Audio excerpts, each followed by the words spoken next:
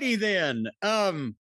Should we, before it's too late, talk about this thing that happened the other night on the television with the folks at AEW? They were in a snowstorm, and not the kind of snowstorm that some people like to associate poor Tony with on the internet, but an actual snowstorm from up in the sky there in Omaha, Nebraska. I bet it can get cold out there in Omaha.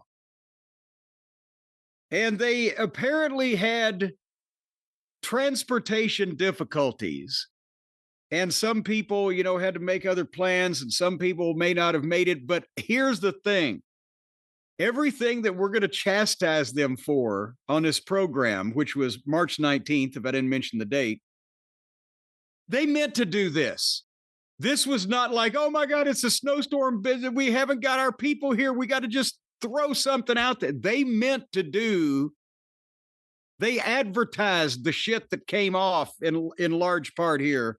They meant to do this. Brian, you got to keep that in mind. This was on purpose.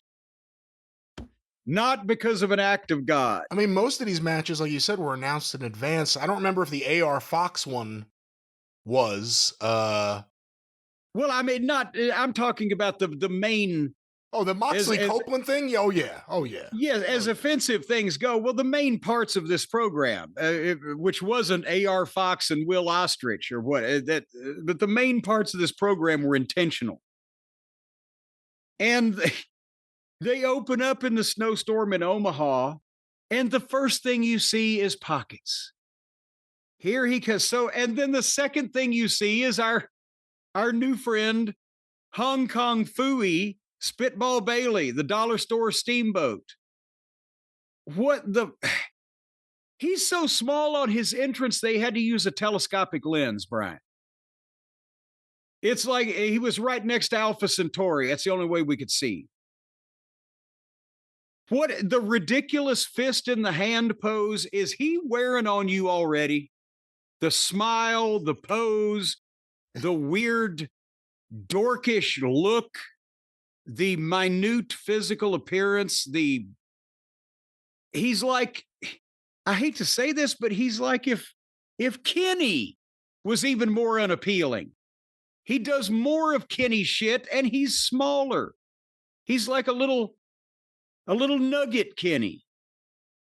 Well, I could say I'm looking forward to your future reviews of his matches, the way that's been going the last couple of weeks. But Christ on a cracker. I go back to what I said previously. I wasn't joking. I think Tony should, as a way of branding and just a way to differentiate yourself from WWE, should really go for having a middleweight division and putting a lot of these guys that when you watch them on TV in the ring with a Mark Davis, who's gigantic, it just, again, I know early UFC, small guys can beat big guys. I get it. And David versus Goliath, and lots of booking throughout the years. However, if every guy, Orange Cassidy is just about the same size as Speedball Mike Bailey. And there are plenty of other guys. I think he's a little taller. He's a little taller. Maybe, you got to give him that. But very slight. And there are a lot of people like that. Jack Perry, there's a lot of people in AEW that forgot about him. He's with his buddies in Cucamonga playing video games, getting paid because they took their ball and went home. He's hanging out with Anna Jay. She's off TV too. It was one of these Tony Khan vacations until he brings everyone back. She took his balls and they went home. Maybe so. The thing is, okay, and you bring this up. There, you got pockets. You got Hong Kong Phooey. Here comes Mark Davis. His ass weighs as much as all three of these other guys. And then here's Ricochet. So it looks like Mark Davis brought his 3 delinquent children on a field trip. But it's not a middleweight division wouldn't solve it because Conor McGregor, I don't know what he's weighing in at these days, but he's got some heavy burdens. But he's a different kind of 180 pounds or whatever than this fucking grinning simpleton. Playing again a cross between Ricky Steamboat, Bruce Lee, and a video game character. And they have a 4-way where the winner gets a shot at what title Kenny has. He just won a belt, one of the belts. International. There you go. And it's a 4-way to get a shot at that against Kenny, where you've got 3 gymnasts and a fucking behemoth. And they go into the phony choreography, and I figured, let's see what the rest of the program holds for us, because if I treated this like real pro wrestling, it would take me 2 hours to pick it apart, because I would do it like we would do it in a wrestling school class. But actually, I wouldn't do that in a real wrestling school class, because I would fire everybody involved in this after the first fucking minute.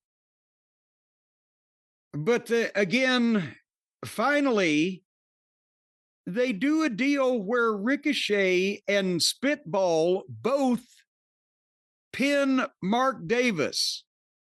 So they made both of them winners, and they made the match with Twinkle Toes for whatever title a three-way between the three biggest goddamn acrobatic swing dancers in the company. So can you imagine the silliness that's going to be on display in that show? But 30 minutes, the first 30 minutes of this program was three goofy kids and a job guy. And forget about the weight categories. Just make it, be honest, children's wrestling, by children, for children. Even if we're not chronologically children, we have childlike minds. So mentally, we're still children. And we're the size of children. And the only people that this appeals to is children that are about to enter the sport of gymnastics. Because it's a bunch of choreographed tripe. No wonder wrestling lost all the UFC crossover. I think we've safely avoided any crossover between any of this horse shit and any kind of real fucking fight. 30 minutes, Brian. What have I missed that the people are just loving about that display of? There was a spot where Mark Davis picked up Orange Cassidy by the feet and brought him into a pile driver that looked really good. But it wasn't even the best pile driver on this show, actually, now that I think about it. This went a while. You know, I was thinking, how are they going to beat Speedball Mike Bailey if they just brought this guy in and they want to do something with him?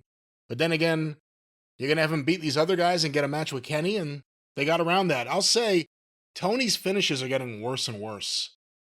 Obviously, they wanted to set up a three-way here, but the Moxley matches, one on this show, not just the finishes, but the things happening around the finishes.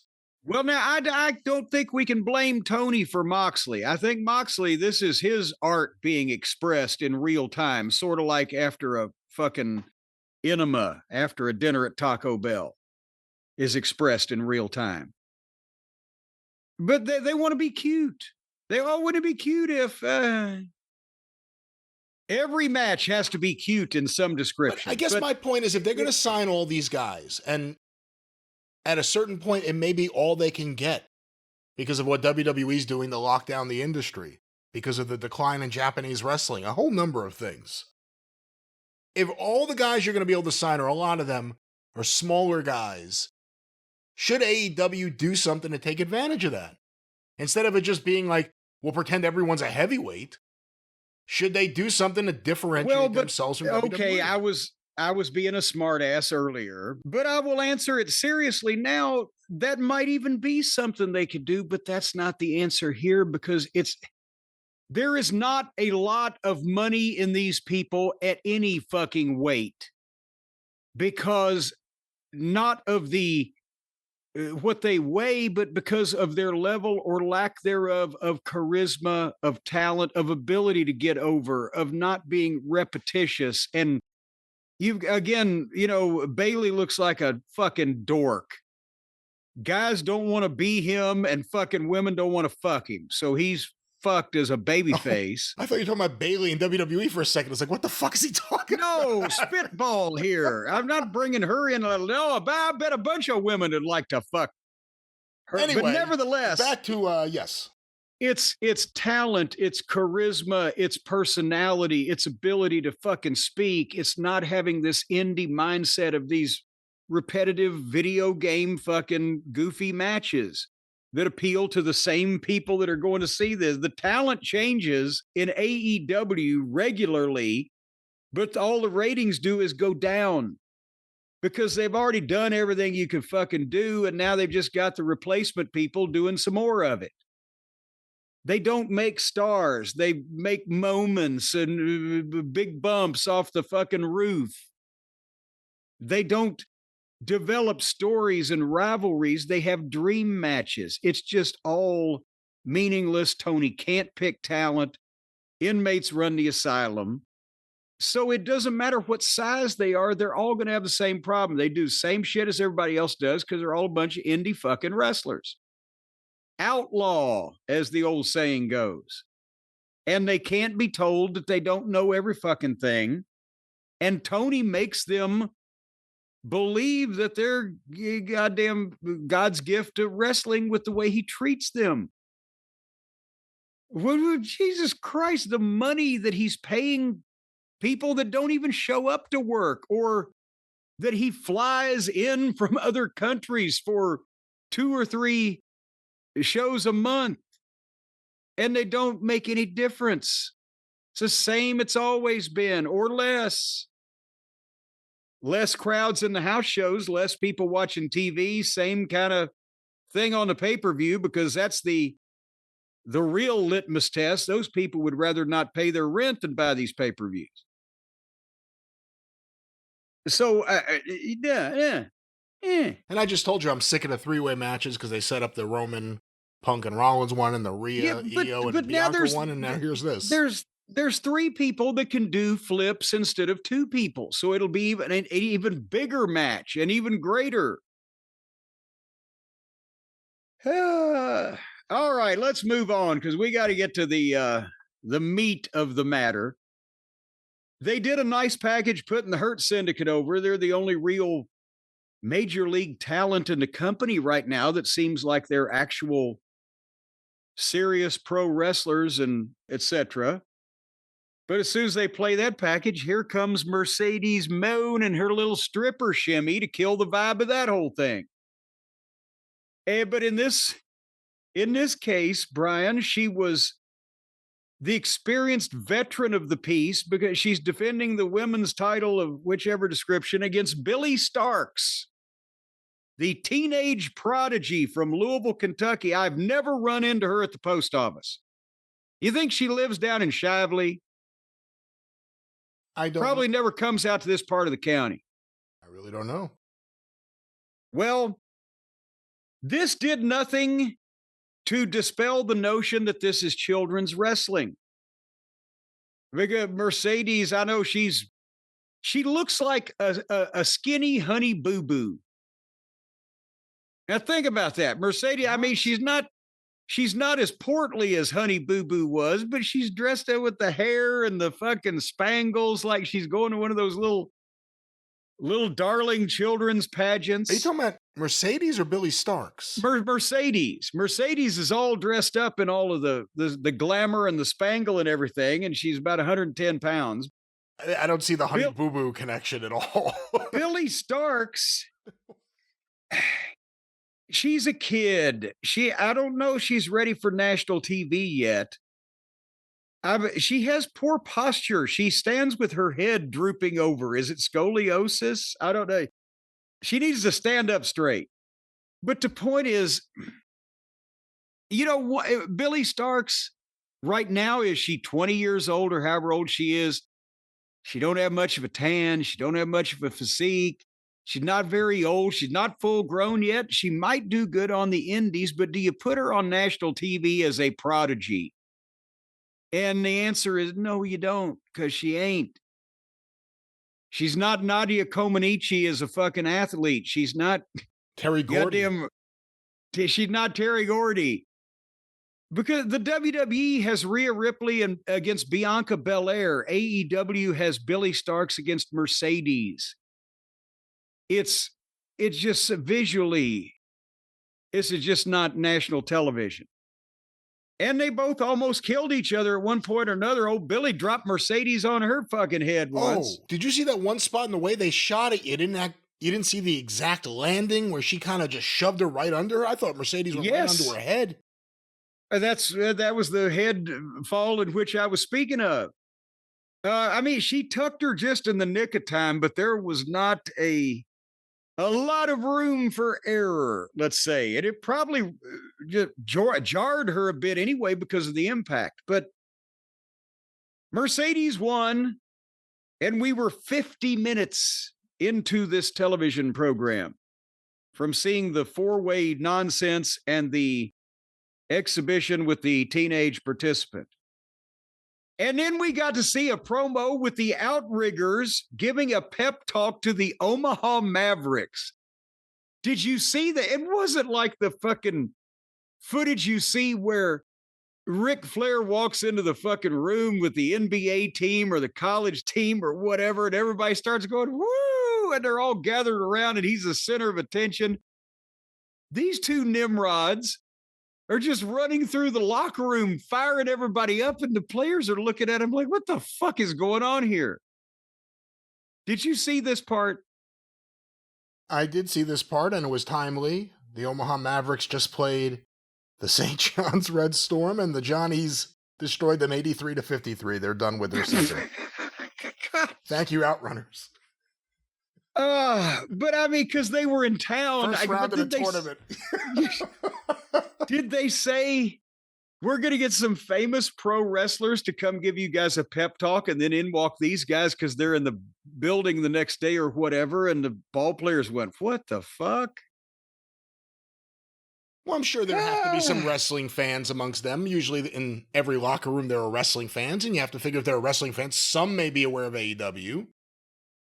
So there's a potential chance that they were already fans of the Outrunners and said, how would you guys like to take a trip to Omaha? That's a lot of thinking and thoughting. No, they were there because they were in the building the next night. They were in town. It just, AEW, all the top talent was busy.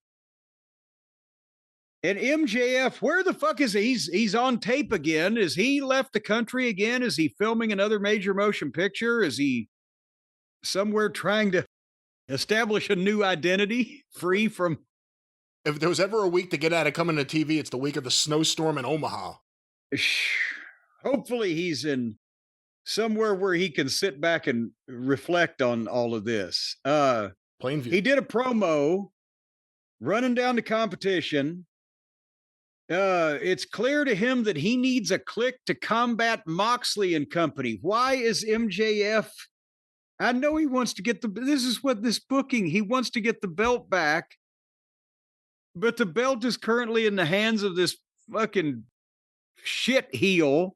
I mean, he really is the shits. I mean, he's a heel. MJF is supposed to be a heel, so he's going to go to other heels to help him fight the fucking heels. Is it any wonder that nobody gives a fuck for these baby faces between Nerd Face off Leave It to Beaver, Bailey, and the rest of these goddamn ineffectual twits? All the heels are the interesting ones. So he's going to have an answer for MVP next week is MJF.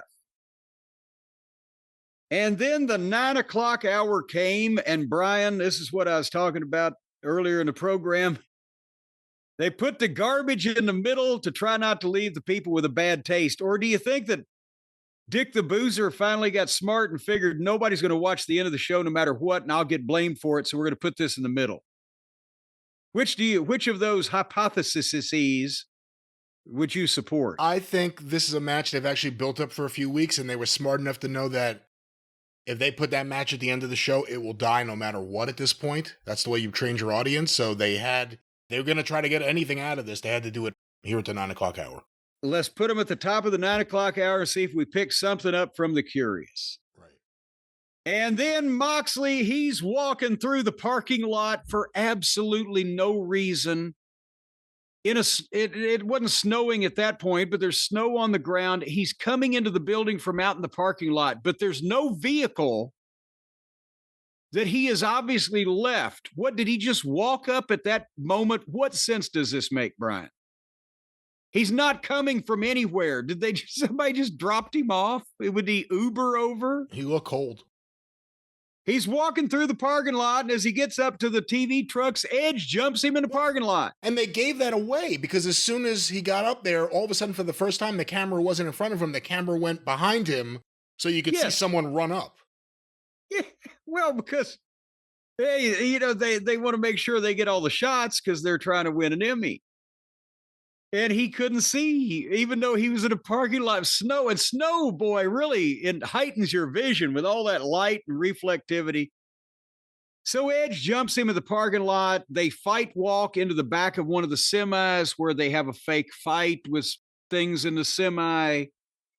And then they take a bump out of the semi and they fight walk into the building where the cameras are waiting to pick them up because they obviously knew this was going to happen. It looks so bad. It's not only is it more of the same shit, but they're not even trying anymore. They just go from place to place and rattle their toys around. But Edge could have retired after the WWE and still been a big star. But people would have had fond thoughts of him.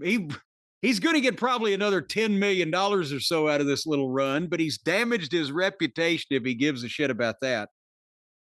But they fight through the hallway into the arena, and there the fans see him. So finally they, oh, here they are finally, mildly react. And they get to ringside. And of course, this is an AEW world title match with Edge against Dick the Boozer, but it's a street fight. No disqualification, anything goes, lazy booking. And again, they're on the floor. And the pace is not blistering, but they're fighting on the floor. And the fans are either staring or they're trying to take a selfie of themselves with the fight going on in the background so they send to their friend, yeah, look, I'm here. Or they're kind of giggling. This is supposed to be the world title and two of the biggest main event guys they got. And people are just standing there gawking at it. They're waiting for somebody to crash through furniture or get hit by a car or be impaled. And they got the garbage can and was it a kendo stick or a cue stick? It wouldn't make any noise. It looked solid and it fucking looked like it hurt. I think they couldn't find a kendo stick and they just said that a cue stick was a kendo stick. And then they fight walked through the arena again so they could go out in the bleachers and in the back part of the arena. Oh, how cutting edge, how revolutionary. We never see anything like that. And Brian, am I overstating? I don't mean to drone on, but am I overstating the case that this looks fucking fake? They don't have to go these places. They're cooperating with each other to walk to these places and then exchange blows, most of which don't look very good. Am I overstating this? No, I don't think any of this looked very good. I don't think any of these kind of matches with Edge have looked good since he returned to wrestling. That one with Randy Orton at WrestleMania was one of the worst things I've ever seen in my entire life. And Moxley, on a good night, his stuff looks like shit. So even if you get past the sickening spot later on, the work itself was bad, and this was a bad match, in my eyes. Well, let's get to some more of that because they finally got back to ringside, and Moxley gave the DDT to Edge on the desk, which didn't budge, it didn't collapse. They go to the break. When they came back from the break, they were in the ring for the first time. And there's the plumber beating Edge up with a chair and then puts the chair on Edge's neck and just leans on it for a while. And then he gives the people the finger on camera. And then he puts the chair gently around Edge's neck. And Edge lays there immobile, in no way trying to remove this chair. While Moxley goes to the fucking top rope, and then Edge gets up and throws the chair at him.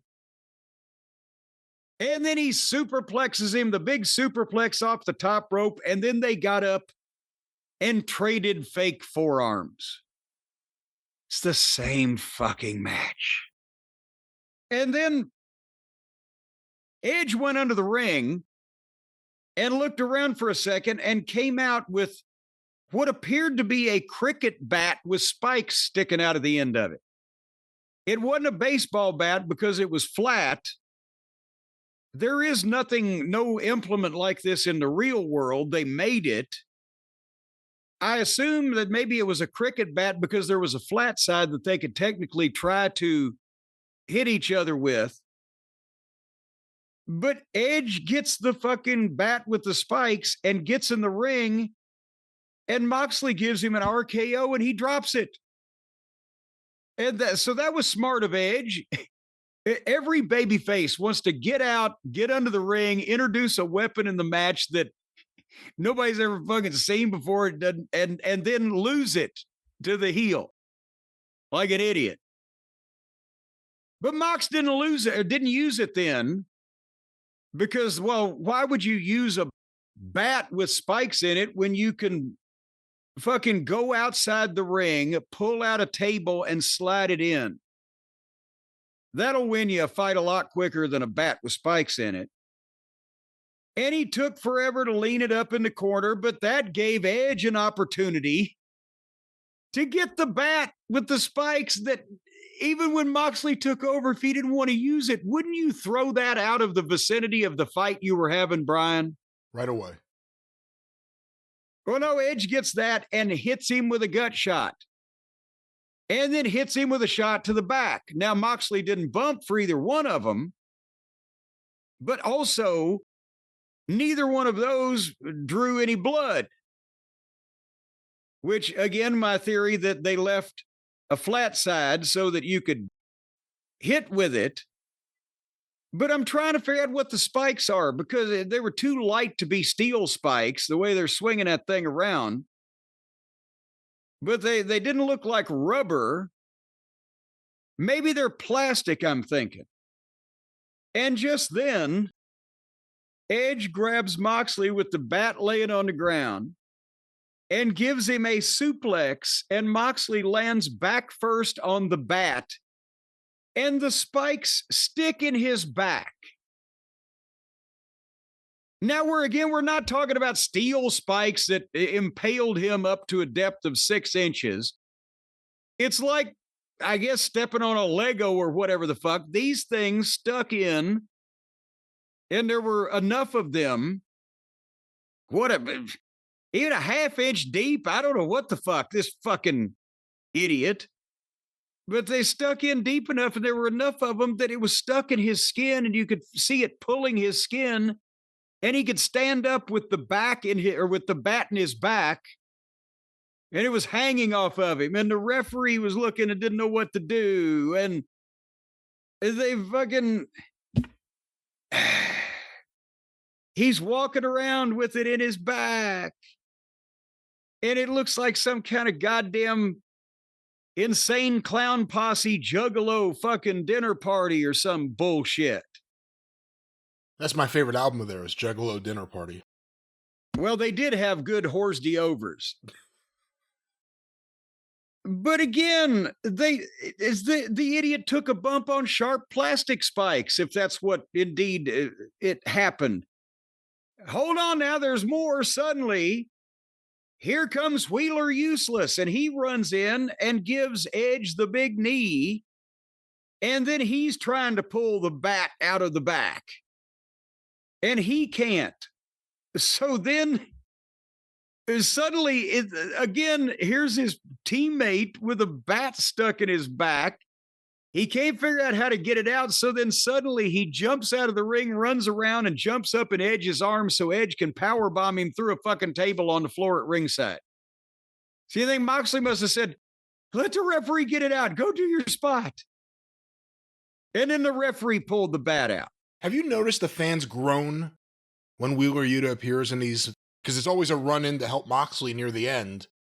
The fans groan when it happens. Yes, and so do I. And again, here's the thing, of course, the bat sticking in his back, people are going, ah, but we'll talk about the psychological implications here momentarily. But the point is, in the middle of this, now they've just completely lost track of what the fuck's going on. Because it's supposed to be a world title match, but now this other guy's come in and knocked out the challenger, and the fucking champion had a goddamn bat sticking out of his back. And then here comes Claudio and Pac out and beat up Edge right in front of the referee because it's no disqualification. So they get in the ring and they repeatedly double team him. This is what pisses people off. That's what causes the groans, even amongst smart fans. Amongst regular fans, this would have caused a riot back in the day. They would have been so mad at the referee and the promotion. And this is what makes people lose faith in baby faces. Where are this guy's friends? Oh, wait a minute. They've got to wait until the heels set up a concerto, because that's the spot where then FTR can come out and start to save poor Edge. But in the meantime, they look like idiots because this has been going on and nobody's doing any goddamn thing. And then, and again, by the way, Brian, you said when the bat was stuck in, dipshit, that you turned away. You didn't want to look at it. That's what you told me earlier, but I didn't. Yeah, no, when they first started pulling it out and I saw the skin kind of come up, that's when I was like, I'm going to leave the room for a few minutes. Yes, it was like pulling a guy out of barbed wire or whatever. The skin is pulling and whatever, but that I watched closely because I don't give a fuck about this guy. I don't care whether he's hurt himself or not. He did it on purpose and he's an idiot. But I wanted to try to figure out what kind of material they thought they could get by with making spikes out of. And then they've got the concerto going on, but FTR comes out and beats up, and now the bat has mysteriously disappeared, even though that seems like that would win any fight anywhere. But that's disappeared now. But FTR beat up Claudio and Pac, and Dax gave Moxley a pile driver and then left the ring. I'm sure Moxley put that spot in because here's another rule of thumb that they're too stupid to realize. If you have baby faces come out to save another baby face from a heel numbers attack, in this situation, if FTR gets rid of the people that interfered, that makes it even. But if one of the saving baby faces does something offensive to the fucking guy in the match, then the baby face he's wrestling has allowed somebody else to help him. And subliminally, that's wrong psychology. So, but Dax had to give Moxley that so that Moxley could get up after a pile driver. And then Edge speared Moxley through the table. Great looking pile driver, by the way. That was perfect. Oh, yeah, great looking pile driver. Oh. Yeah, Moxley was on his feet within seconds, standing in front of the table that Edge was supposed to spear him through.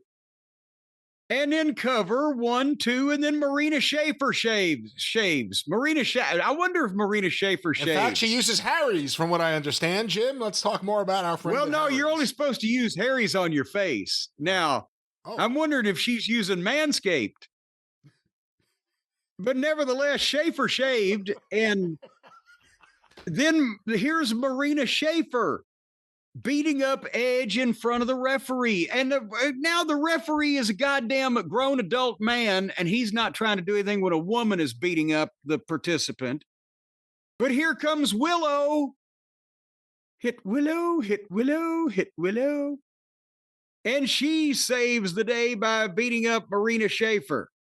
But Pip Sabian comes in. Have you lost track of who's involved in this match yet, Brian? Not yet. Pip Sabian comes in and Edge spears him. But when Edge spears him, Nick Plain rolls in and gives Edge the Cody cutter. And then rolls out and referees what? And Moxley covers him 2 count. And then Moxley gets the choke. And the referee stops it. He just choked him out again. At least that would have been some kind of fuck when the catch him. But he gets him in a stationary hold where they're all immobile. And then the referee just, fuck it, ring the bell. And the fans disappointed booed. It was the surly boo, like, oh God, no boo. Again, boo. Again. And the Boar Horsemen leave, flipping more fingers. The faces are in the ring. Dax will not help Edge up. When Edge tries to reach up and get a hand, Edge won't help him up. He walks out of the ring. He blows off Cash. So you had 1, 2, 3, 4, 6, 7, You had I forgot. You had 10 people interfere, or was it 9? After a guy was impaled by a fucking spiked bat. And now the baby faces in the same segment are turning on each other, where the heels are trying to fuck some of the heels in the earlier. It's sad. So sad. It's a sad, sad situation, and it's getting more and more absurd, Brian. Well, we'll see what happens. The post-match teased an FTR turn. I can't imagine it would turn against each other. I would have to think the entire team would turn. Otherwise, what the hell are you doing? This was a bad match, and I'm sorry. I know Edge has a lot of fans from when they made him a main eventer and the stuff he did. I used to be one of them. I have not enjoyed anything with him. His matches are terrible. And Moxley's the worst wrestler on the planet. Yeah. We used to get a lot of heat. If you think I get heat for things I said about The Rock, when I used to say that about Moxley, people wanted to kill me. And now all those people realize I was right. He's the worst wrestler on the planet, and his instincts to do stupid stuff. You know, for all the complaining you did about the pizza cutter spot during the Domino's spot or commercial, whatever it was, to me, I would rather have people see that than if they tuned in and saw that board sticking out of his back as it's being yanked and the skin pulling away. Like, that's too much. That's a step way too far. Watch the staph infection this fucking guy's gonna get for that stupid shit. No. Staph is gonna get a Moxley infection. And again, the Death Rider stuff causes the AEW fans to feel unfulfilled. The finishes are always bad. The run-ins are like, you know, everyone loves the Four Horsemen, but they had too many run-ins in 1988. And people expected it. And they stood up and looked to the back. You expect Yuta and Claudio to run in. You look at who could potentially beat Moxley. From Darby to Osprey, which is probably the most logical one, to whoever else. It doesn't seem like that's on the horizon. We may have to wait till Texas for that. This Moxley run is Hall of Fame awful. And it's one of the worst things I've ever seen as a wrestling fan in terms of just the worst stable, the worst promos, the worst matches. The fans who go to these events don't like it, and the fans who watch it on TV don't like it. Well, and here's the thing with, in all serious now, not even talking about... Oh, I'm serious. Well, no, in all serious now, what I'm about to say, not even talking about whether it's a good match or not. It's not a debate now. It's not up for, there's points to be made on both sides. Moxley has mental issues of some description. I'm not saying that he's fallen off the wagon. He needs to go back to rehab. I don't think this is a substance issue. I think this is a mental problem. Whether it's concussions, however many times he's been hit, whatever the fuck, did he used to act like this? I've never met the fucking guy. But we can all agree he's got problems. And I think they ought to have somebody looking at his fucking problems. From his own mouth. I think we can all agree he has problems. Yes. I mean, what normal people don't look like this, don't act like this, don't do these things, and normal people don't like to watch people do these things. That's why it's a subset of modern society that gets into this type of fucking falderall. And Moxley idolizes... That's right. He idolizes Nick Gage. He said that on TV. I'm not putting words in his mouth. Oh, he's the greatest. Fucking yeah. A mentally impaired criminal who was before and may or may not still be on drugs that nobody rational would want to associate with is this guy's fucking hero. And he has these fantasies that he is allowed and indulged to by the billionaire boy child to go on national TV and masturbate himself to these fantasies that he's Michael Myers or Jason Voorhees or a circus sideshow tough guy. And what he does is he makes people think, like, if you put one of these juggalo conventions on goddamn network television, people would laugh and they'd say, look at these fucking low-class, brain-damaged trash. Although that album, Juggalo Dinner Party, is a real sleeper hit. Well, they did try to do chamber music, but it's not just about running viewers off. It's not just about, it's going to run their TV network off one of these days because let me get this straight. TBS executives would not let Jay Briscoe be on their network because of tweets that he had made, not even on a wrestling program but in his personal life. But this living, breathing septic tank, sewer dweller can cuss and flip people birds and slice himself with razor blades and try to pour bleach down people's throats on their television network, and that's okay. What is going on here? Somebody needs to send this guy somewhere where professionals can examine or treat him, not put him on national television and indulge him. He makes everybody that watches him think that people in wrestling are the equivalent of the geek, the sideshow geek. The old pencil neck geek line from Freddie Blassie, the geek in the carnival sideshows was the lowest form of human life. He was the guy that would bite the head off a live chicken if you bought 10 cents to see it. And that is what John Moxley is. Well, he's making people in the business look like him, which is bad. So I wish he would go bite the head off another chicken somewhere else. Because that's why I say this is another chance for the WWE to, it doesn't make them look bad because you'll never see something like that on their television. They can say, no, that's these other people. That's these, fucking outlaw people. That's this low-class fucking bullshit company. You don't want them, you want us. And they get the big money from sponsorships, and they get the big money from deals. And they can differentiate themselves from that. But what the fuck? There's even all of their audience they have already in AEW didn't like this. So how do they think they're going to get a new audience with something like this? They don't. It's just what Moxley, Dick the Boozer, thinks is cool and badass and dope. Is it dope, Brian? No, it's Dope Moxley. Well, there you go. Yeah, what Dope Moxley thinks is dope is what they're doing. It's what's in the briefcase. My dope.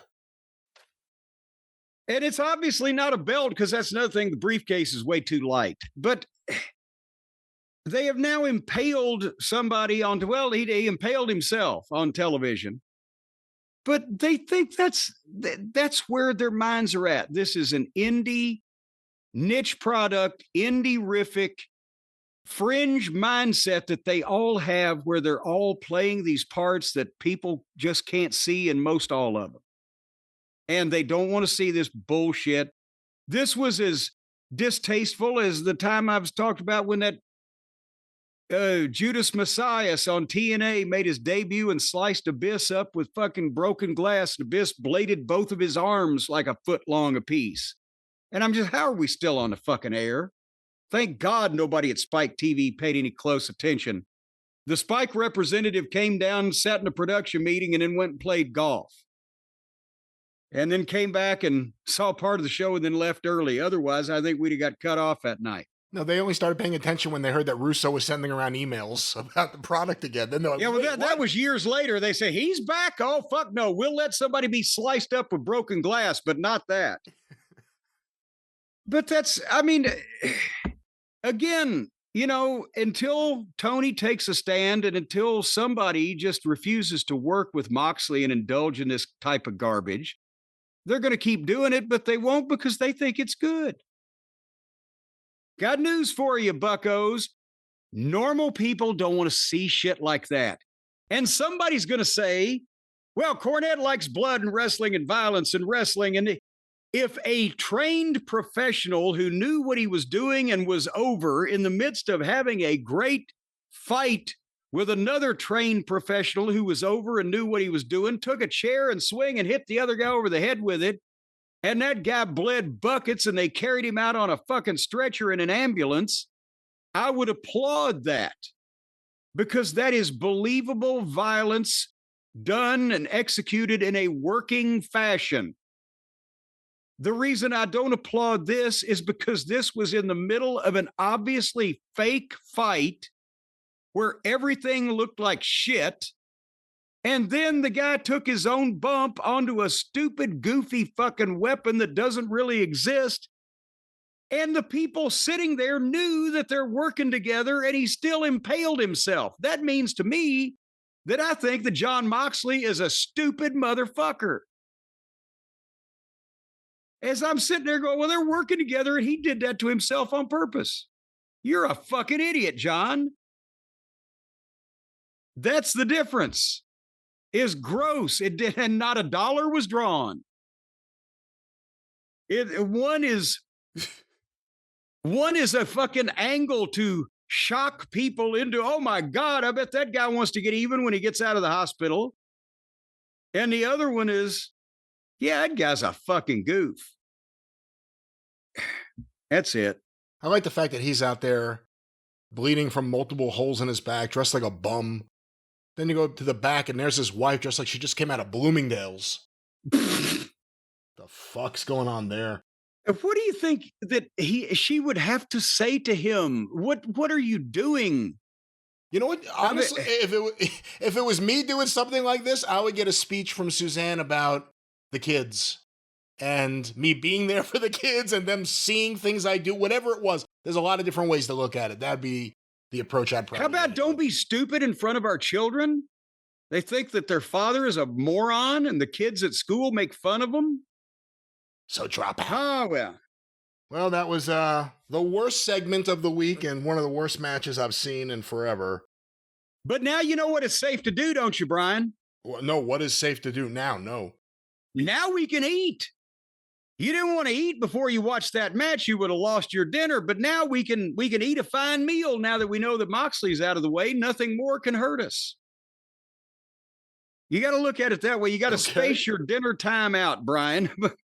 Don't eat before you have to watch Moxley, because there could be involuntary responses from the gut and the esophagus and the trachea that would just hurl anything that you ate right back out into the open air. Well, why don't we focus on when it is a good time to eat, and specifically what you should eat?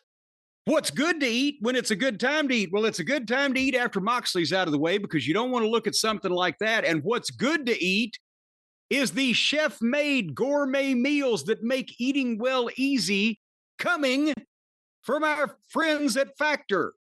They are dietitian approved, ready to heat and eat in 2 minutes. And we're not just talking some kind of slop. We're not talking about Dalmatian stew and crawdad innards. We're talking about chef-made gourmet meals with sides and nutritionally balanced. They're all based on randomized controlled. And you know, when you can control randomization, you've got it made. It's just like sincerity. When you can fake that, you're on easy street. They've got Factor keto meals. They've got Factor Chef's Choice. They've got Calorie Smart, Protein Plus. No matter what different type of food stuff, Brian, that the folks out there in podcast land, the cult of Cornette, the people, no matter what you're wanting to eat or not eat, to stick to or stay away from, they've got it. 40 options across 8 dietary preferences on the menu every week.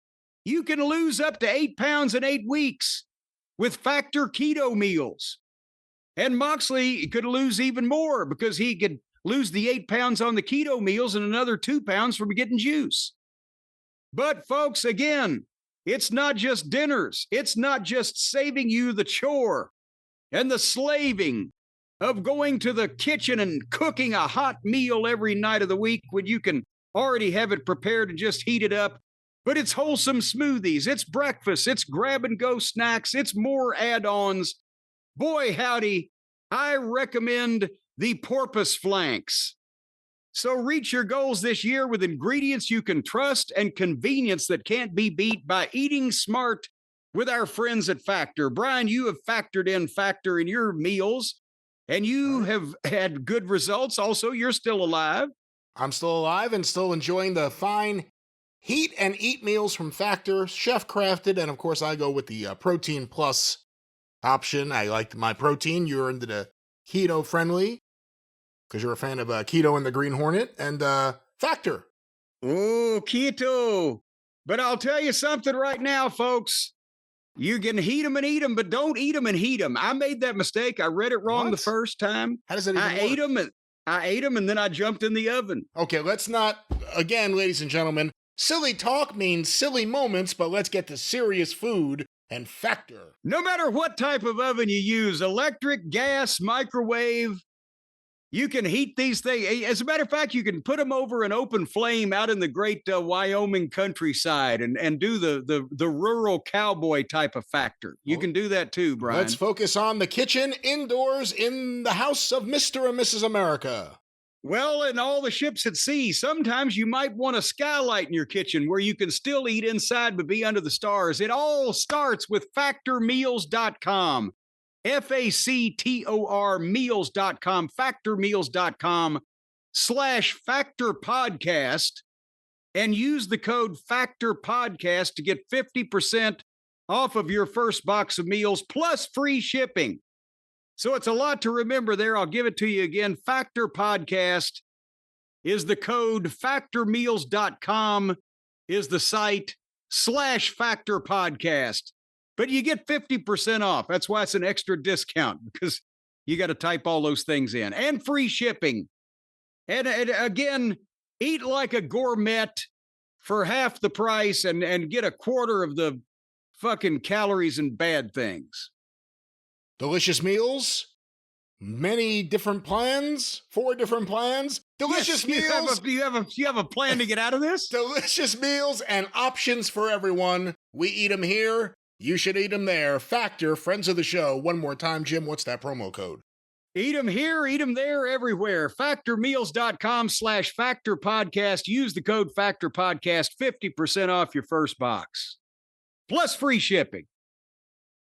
Well, Brian, for good or bad, that was most of the television program. We will finish it out here briefly. Renee Moxley Good was in the back, just like, her husband had not just been impaled, talking to another one of the Lucha guys. Was this Bandido?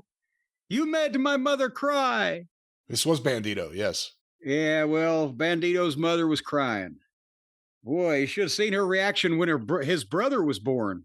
She positively sobbed. And then we had A.R. Fox and Will Osprey, and maybe that was because somebody didn't show up, but they're in Omaha in a blizzard, right? And they've got travel issues. How does a guy show up that we haven't seen in a year in good weather? How the fuck did he get there? He's a true pro. He's always ready for action. Always has his gear. He just said, I'll just stay in Omaha and wait till they need me sometime. And Will won with the elbow. He hit him with his armpit, at least this time. He didn't go straight over his head. God almighty, of all the things that guy does that looks so much better than the elbow is the thing he goes to. Do you think Osprey's going to be the guy to take the belt off Moxley? Based on what we know about how Tony treats people that he likes and based on what he would want, and who do you think it'll be? That's the thing, is it would have been good if Will could have won it in, the big stadium in England, since the stadium show this year is in Texas. I'd say maybe they have a cowboy win it, but the only cowboy they got's Adam Page, and he drives a fucking Tesla, and he's from Virginia, and the people in Texas would laugh at him. And he lost all charisma that he actually had when he cut his hair. He's coloring it.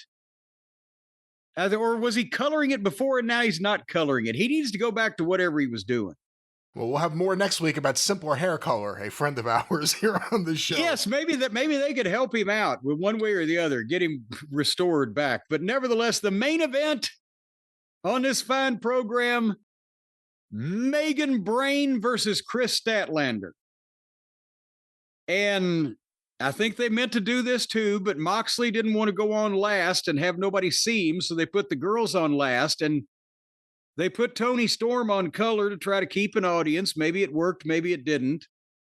But seriously, they put these girls in this a one-on-one girls match when they've just had gang warfare with 10 people run in and a guy impaled 20 minutes previously. Is that building a show to an explosive climax, Brian, or is this more like a premature ejaculation? Well, it also depends how you see it. Do you think that Moxley Copeland match, when it ended, did it drive anyone off? And then beyond that, the normal drop off at the end of the show. And then beyond that, the women's segments always do in AEW typically worse than the male segments, especially at the end of the show. So yeah, they didn't have a lot of hope here, but I thought it was an all right match. I liked it. Well, I got to be honest with you. I saw that this was going on and I thought, well, maybe somebody's going to come out and be beheaded at the end of the program. So I was fast forwarding and I got to the end of the show and apparently the girls overran. So I followed the protocol and recorded Modern Family and went to the overrun and fast forwarded and nobody came out and got beheaded. They just had the girls match and that was it. Yeah, I'm not sure why Megan Bayne needs Penelope Ford. It doesn't really seem like a good fit. And it would be like a screen door needing a submarine or vice versa. You know who'd be perfect? I don't know how the matches would go. Let me just say that. But in terms of just presence, you know who'd be perfect to come back and confront Megan Bayne? Camille.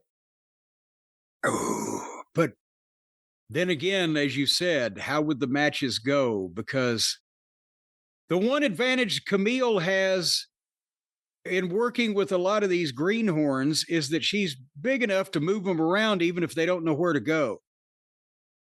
But boy, old Megan Brain, if she don't know where to go, she'd be hard to put there. Just food for thought. Brain food. Well, I don't know why you call her Megan Brain. Megan Bayne. Oh, is that her name? And Chris Statlander, who you've always said nice things about, so no reason to but shit on everything. They just bring her in now just for somebody to beat her, so I've kind of lost the hope that anything will happen. But I have a pad and a pen of paper here, Brian. A pad and a pen of paper. Well, good for you. A pen and Mr. a pad of paper. Well, hey, I got some shit to write with over here. And I need for you to dictate to me what the ratings were on this fine episode of Dynamite featuring Vlad the Impaler and his Transylvania quartet. What were the ratings? What were the quarters? What did they like? What did they not like? Are they still stuck where they've been? AEW Dynamite on TBS, Wednesday, March 19th, 2025, 8 to 10:08 p.m. On average, watched by 658,000 viewers. Hey! That is the highest key demo number since November 20th and the highest overall number since January 15th. I was about to say that they got, 30,000 or so better than last week. Because they have been stuck in the pocket. They went from the high fives through the, 620s or something, and they were in there for, last 5 or 6 weeks, right? At least. And now they've broken out of that, and they got a whole 650. Remember when their rotten rated quarters at the end of the show a while back were 658,000? Now that's their overall average. Where did they start this fine week? Well, let's go to the quarterly breakdown. These were compiled by WrestleNomics. Quarter 1, 8 to 8:15 p.m. Orange Cassidy versus Ricochet versus Mark Davis versus Speedball Mike Bailey with picture-in-picture. 765,000 viewers. Okay, well, I don't think that's going to last long. Well, we go to quarter 2. I guess that's all you have to say. The continuation of the aforementioned match, the post-match, and an ad break. 666,000 viewers. 99! They missed it by that much of losing 100,000 people. And, I had somebody on Twitter the other day say, well, the Big Bang Theory isn't giving them the lead in like it used to because they've cycled through all the however many seasons of Big Bang and now it's reruns of reruns. So it still seems to me the same thing, just fewer people involved in that. When they were starting with 900 and something thousand off the Big Bang, they would lose 100,000. They'd be down to 800 and something. That's still better than 600 and something, but they always, no matter what's going on since the start of this program, they lose, with very few exceptions, 100 to 150,000 people are their big lead in, and then it settles down and then droops at the end. Is this where we're going? We shall find out. We go to quarter 3, 8:30 to 8:45 p.m. Mercedes Mone versus Billy Starks with picture-in-picture. 675,000 viewers. Oh, they actually picked up 9 more thousand. And in the key demo, other than quarter 1, which is slightly inflated from the show that airs for a minute into the show, which was 293, the high point in the key demo at 274,000. And that also, well, that's kind of pretty much normal fluctuation, but they've stopped the bleeding that they don't continue to drop when normally they drop on a girls' match. But they've still got the world title main event coming up. Let's see what happens there. Well, we first go to quarter 4, 8:45 to 9 p.m. The continuation of Mone versus Starks, the Outrunners video, an ad break, the MJF video promo, and the start of Jon Moxley versus Cope. 647,000 viewers. Ouch. That they hit a rough patch there. That's 28,000 to the negative. So they're starting the top of the hour with 647,000. It's a world title. It's the top of the hour. It's stars such as they have. They've got to pick something up here, don't they? We go to quarter 5, the big 9 o'clock hour. The continuation of Cope versus Dope with picture-in-picture ads. 678,000 viewers. Okay, they picked up 31,000. I guess beggars can't be choosers, except for the opening quarter. That's the highest rated 15 minutes so far. Well, and they've been in the pocket, 666, 675, 647, 678. But now how do we feel after the vampire had the stake driven through his heart? There's more vampire. We go now to quarter 6, 9:15 to 9:30 p.m. The continuation of Moxley versus Copeland. The post-match with the Death Riders, FTR, and Willow Nightingale. An ad break. The Bandido Johnny TV backstage angle. 704,000 viewers. Whoa, they went back up another 26,000. Do you think 26,000 people got on a phone to somebody and said, hey, this fucking idiot's got a bat stuck in his back? I think that match went through 3 quarters, and if there's anything that gets credit for it, it has to be that match. But is it credit for, wow, we're really interested in this product, or is it credit for, wow, this fucking horrible car wreck took place? Take a look at it. That's the point. It gets credit for the number. It doesn't get credit for whatever the after results are. But we go now to quarter 7, 9:30 to 9:45 p.m. AR Fox versus Will Osprey with picture-in-picture ads. And the Adam Page backstage promo. 597,000 viewers. Oh, gee, okay. So 107,000 now said, well, there's nothing more to see here.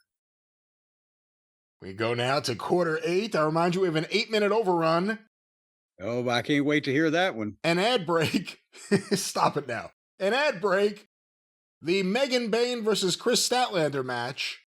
And picture-in-picture ads.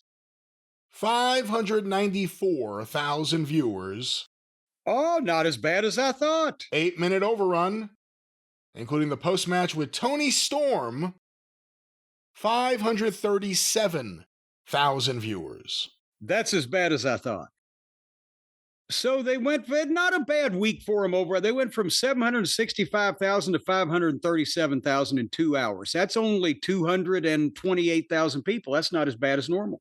I think it's a big positive it's a positive for them, because the stuff I don't like that they shove down everyone's throat, this is the one week where people actually tuned in to see this thing.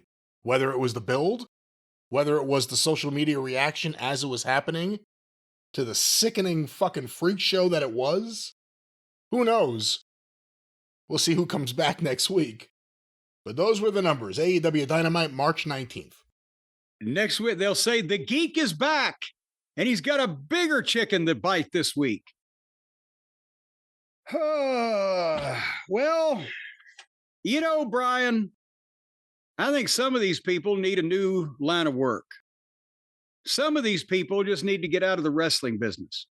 But fortunately, there's a place where they can go where they can actually make money, especially if they stay in their own homes and avoid sharp implements. And that's with our friends at Shopify. Because we now have put our literal money where our mouth is. Shopify is helping us deliver these fine program t-shirts that we talked about earlier in the show to the fine folks out there in the cult of Cornette, whether it be the Drive-Thru shirt or the Corny shirt or any of the Drive-Thru shirts or the Corny shirt or more to come. Shopify is involved because you know what you hear, Brian, when you talk about Shopify? Boy, howdy. That's the sound you're going to hear of money pouring into your cash register. If you don't have a cash register, Shopify will sell you one. And then they'll take the money out of your account, but it'll be well worth it. Because, folks, Shopify is the #1 checkout on the planet. They are the platform that sells wherever your customers are. Nobody does selling better than Shopify. And you tired of your carts going abandoned? Especially if you leave one of your small children in it? No more. Shopify has a guy that goes around to all the stores and rounds up all the carts and brings back the missing children. So your carts will not go abandoned, but your sales will go through the roof. And you can upgrade your business and get the same checkout. Oh, the shame. The shame of it all, the shame checkout that all the big boys use, and you don't have to pay big boy prices. Why, you can find loose change in the couch to sign up for the $1 a month trial period right now that Shopify is offering you at shopify.com/JCE. That's all lowercase, by the way. Shopify.com/JCE. Go to the website.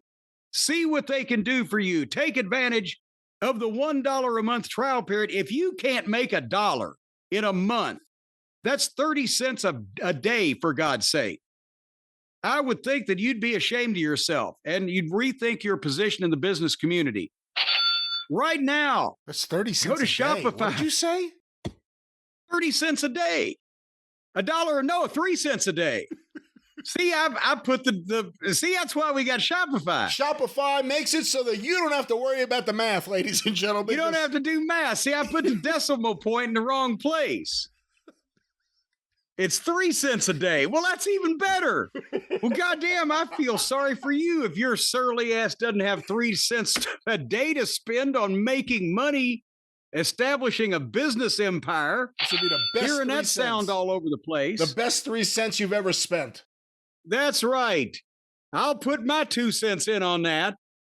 But go to shopify.com/JCE. Have a goddamn dollar ready and standing by, because we're not going to fuck around at these prices. If you can't afford 3 cents a day, move on down the line and let somebody else have a chance.